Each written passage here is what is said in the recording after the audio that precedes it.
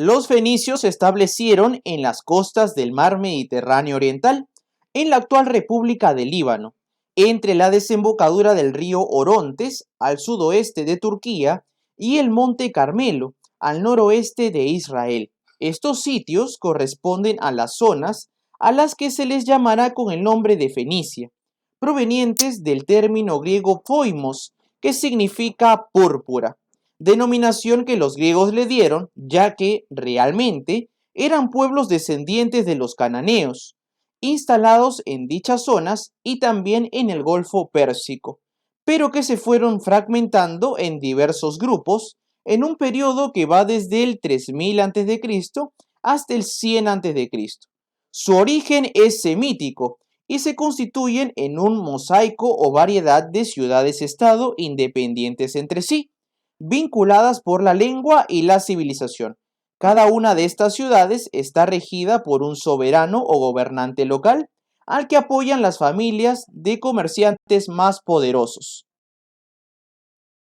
En la etapa más confusa de cananeos debilitados, se dedicaron a ser salteadores, reduciéndose a minorías dentro de otros pueblos, naciendo así su rasgo de división política y su economía inmediatista. Su habilidad de navegantes y comerciantes los convertirá en centros talasocráticos y se formarían así estados marítimos, instalando factorías y colonias por todo el mar Mediterráneo, creando así el comercio internacional. Este desarrollo se alcanzará luego de la hegemonía de Micenas y Creta en la antigua Grecia. En grandes embarcaciones, construidas principalmente con madera de cedro, llegaron a la costa africana y británica. Además, comercializaron artículos de cristal, madera y marfil, así como aceite, tejido purpurado, objetos metalúrgicos fabricados artesanalmente, entre otros. También se dedicaron al tráfico de esclavos. Desarrollaron la siguiente forma de economía.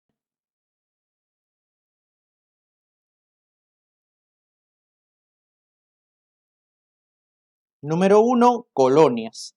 Eran zonas de gran potencial, ganadas por el expansionismo naviero para conseguir materias primas, como marfil, oro y hierro, pero también esclavos. Viajaban en barcos construidos de cedro, madera que era obtenida en los bosques del Líbano, en las costas del cercano Oriente. Número 2. Factorías. Era el taller o conjunto de talleres, a manera de pueblo incipiente de la costa, que se avisora como óptimo en el comercio y que, con el tiempo y el éxito mercantil, podían convertirse en una ciudad que atraiga a inmigrantes o mercaderes, quienes se alejaban de las guerras o calamidades de otros reinos. En el siglo 8 a.C.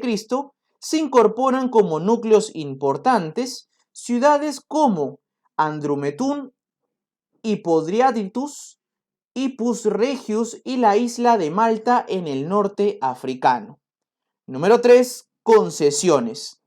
Eran zonas económicas instaladas al interior de un reino, previo acuerdo con la autoridad. Por ejemplo, en Egipto existía un barrio entero para los mercaderes fenicios, pero a cambio ellos tenían que pagar un impuesto hacia el faraón. Número 4. Artesanía. Fueron notables en la reproducción de objetos que obtenían en su recorrido. Hacían tejidos de gran colorido utilizando el púrpura, que lo obtenían de un molusco llamado el múrex. Trabajaron la metalurgia del cobre, el bronce y estaño. Su orfebrería era muy apreciada. Asimismo, destacaron con originalidad en la elaboración del vidrio. Tenían vidrio coloreado, moldeado, opaco, traslúcido, y así componían vajillas, joyas, entre otros. De la India y África importaban el marfil y luego lo trabajaban con maestría. ¿Cómo era la sociedad de los fenicios? Realmente se sabe poco sobre la vida de ellos. Eran dedicados a la vida pragmática, al pillaje y al mercenarismo. Dentro de esa vida existían dos clases sociales: las clases dominantes, compuestas por los grandes propietarios y comerciantes, que conformaban una oligarquía, con un rey o sufete en cada zona, un consejo de ricos mercaderes, en donde también algunos de sus miembros cumplían el rol de gran sacerdote.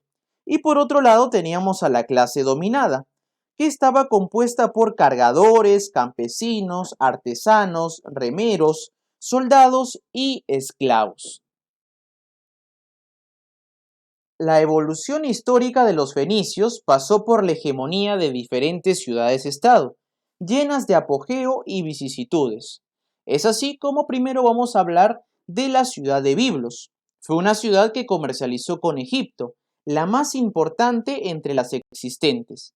Los fenicios durante esta etapa recibieron gran influencia de la cultura del Nilo, como por ejemplo el culto a Bes, dios enano de los partos y la infancia, divinidad representada como un escarabajo. También cómo trabajar el oro, como el hallado en Tarros, en Cerdeña. Posteriormente, Biblos va a ser desplazada por la ciudad de Sidón, que en un inicio es una caleta de pescadores que consolidó su poder económico al consolidarse en este lugar una oligarquía comercial marítima. Se dedicaron a comercializar en el Mediterráneo oriental y sentaron dominios en Rodas, Creta y Chipre. Su presencia en las costas de Egipto y del cercano oriente aglomeraron a los pobladores nativos, ya que llevaban a estos lugares productos novedosos. El final de los sidoneses es complejo. Podríamos decir que tuvieron enfrentamientos con los filisteos, que los conquistaron por poco tiempo, pero la invasión asiria les obligó a pagar tributos. No desaparecen de la escena, pero se debilitan, intentando fortalecerse con su apoyo a los persas, pero fracasaron. Es así como aparece en escena una tercera ciudad o un tercer periodo, el periodo de la ciudad de Tiro. Fue un puerto fundado en un islote que se comunicaba mediante un puente a la costa. Se fortaleció económicamente al llegar comerciantes sidoneses huidos de los problemas políticos o ataques extranjeros. Se expandieron por el Mediterráneo oriental, llegando a España, el norte de Gran Bretaña y el norte de África, donde fundaron Cartago y, logrando resistir el embate asirio, llegó a comercializar su rey Hiram con los hebreos de Salomón, pero cayó dominado ante el rey caldeo Nabucodonosor II por 13 años cuando fueron sometidos por los persas. Esta ciudad siguió resistiendo hasta la llegada de los griegos con Alejandro Magno, que incluso la arrasó. Es así como tenemos el último y cuarto periodo o ciudad, la ciudad de Cartago. Esta fue la mayor colonia fundada por los fenicios en el norte de África. Las otras ciudades fenicias habían rivalizado comercial y militarmente con los imperios de la época, así como con los etruscos y griegos que decayeron. Por eso, Cartago se alzó con el gran poder comercial, rivalizando con Roma y estallando así las guerras púnicas, de las cuales vamos a hablar más adelante. En cuanto a los logros culturales, tenemos que destacar los principales inventos de los fenicios.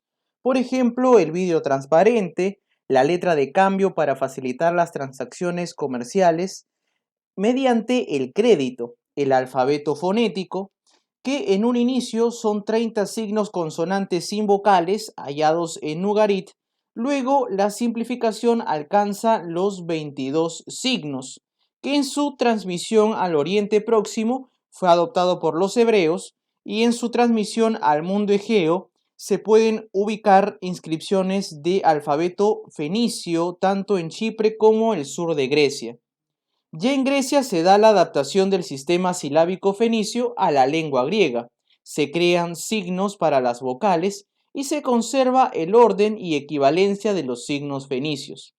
dándose así una transmisión al occidente europeo, tanto en Cartago, Cerdeña, para los etruscos y posteriormente para los latinos. En cuanto a la religión, podríamos decir que hacían sacrificios de niños a su dios Moloch. Adoraban también al sol, a quien le denominaban Baal, y a la luna, llamada Astarte, la que representaba la fertilidad. En cuanto a escultura, hicieron sarcófagos de gran semejanza a los de los egipcios. Uno de ellos se encontró en Airán. En cuanto a metalurgia, elaboraron una serie de adornos utilizados por personas adineradas y miembros de la clase aristocrática. Trabajaron con oro, cobre y piedras preciosas.